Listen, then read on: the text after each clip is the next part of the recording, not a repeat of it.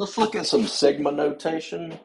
The sum of n terms, A1, A2, A3, and so forth, is written as sigma from 1 to n. This is a lower bound and an upper bound of A sub I. You count consecutively starting at the bottom end. That'll be A1, A2, all the way till your upper bound. I is the index of summation.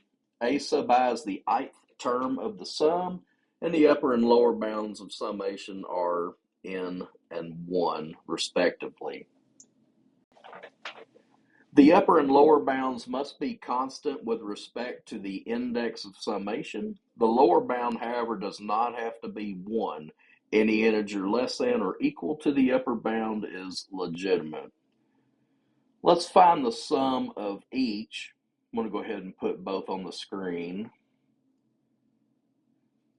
In the first example, we have the summation from 1 to 5, ai plus 3. So we're going to begin at 1 and consecutively plug in 1, 2, all the way to 5 in place of I, adding along the way. 8 times 1 plus 3, 8 times 2 plus 3, all the way to the upper bound, 8 times 5 plus 3. Use your calculator as much as you like. These are the subtotals for each bracket, giving us an ultimate sum of 135. In the second example, we're going to be adding from 3 to 6 for k values involved in this term, 1 over k squared plus 2.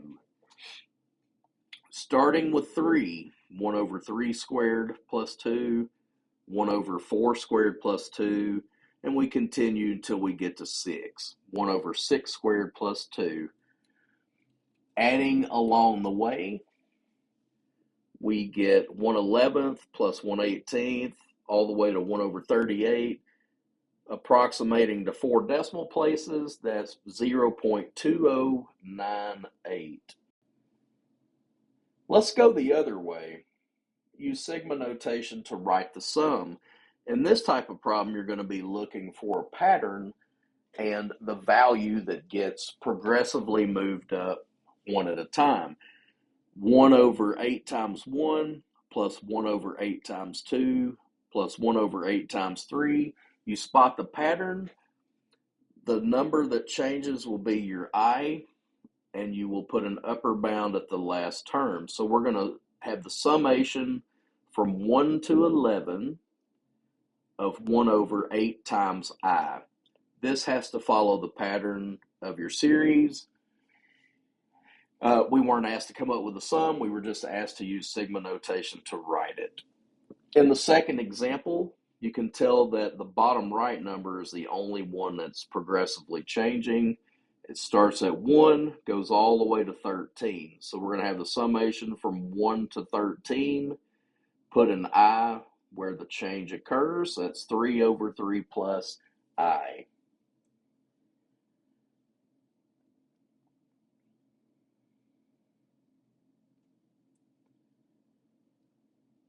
Finding area by the limit definition. A lower sum is a lower approximation using area of rectangles between a function and the x-axis. An upper sum is a maximum value where you have circumscribed rectangles. The true area between the function and the x-axis between two values in an interval from A to B will be the ultimate goal. But while we're approximating with rectangles, we may not get a true value, and in most cases you don't. The lower sum, true area, upper sum. Delta x is the width of the rectangle. It's the interval length divided by the number of rectangles.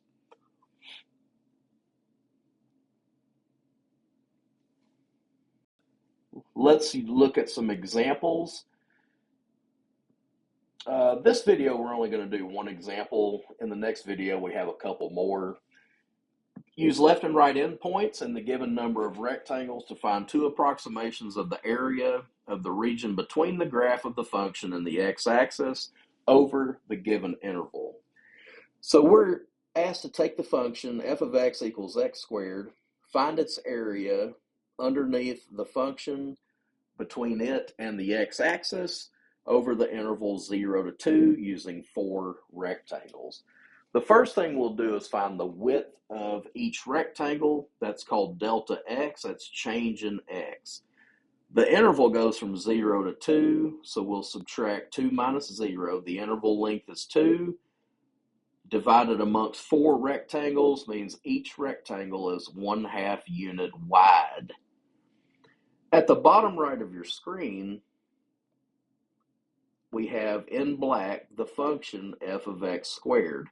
I zoomed in on it for the screenshot. It's going from 0 to 2. Using left endpoints, I need the sum of 4 rectangles. Delta x is the width. Remember, rectangle, you find its area by multiplying length and width. The heights of the rectangles serve as the length. Delta x serves as the width. The function value at each value of x gives you the height or the length of the rectangle.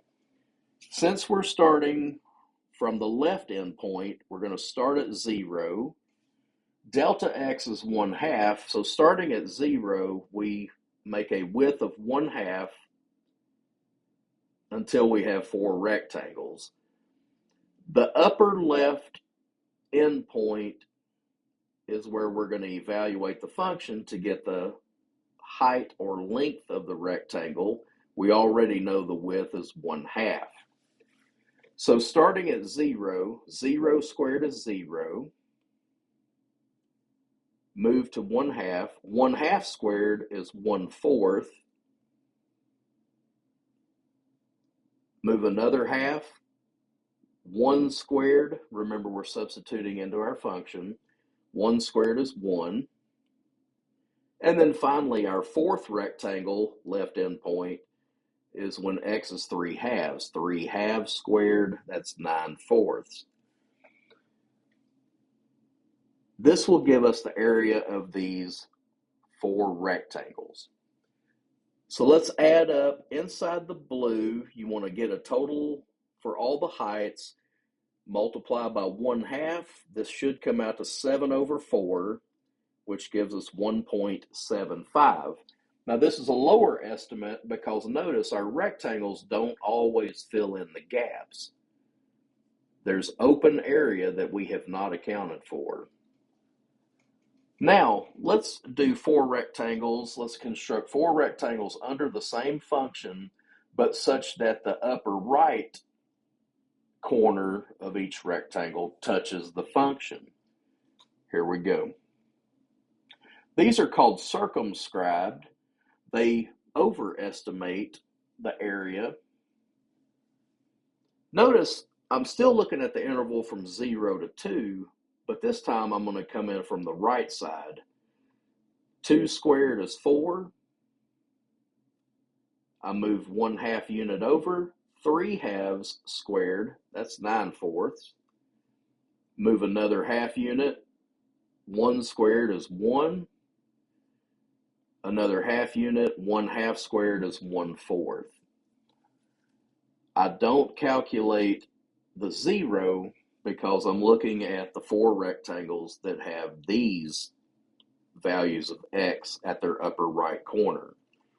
These are circumscribed. Adding the numbers in green,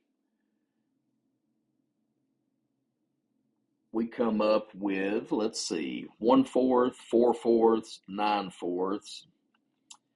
So that's 5. 14/4, that's 16/4. Multiplied by 1/2 gives us 15/4. 3.75 is the upper estimate on area. Now it's too much because notice all the overshoot that we have here. That's too much area. In the example above, we undershot it So the true area has to be somewhere between 1.75 and 3.75.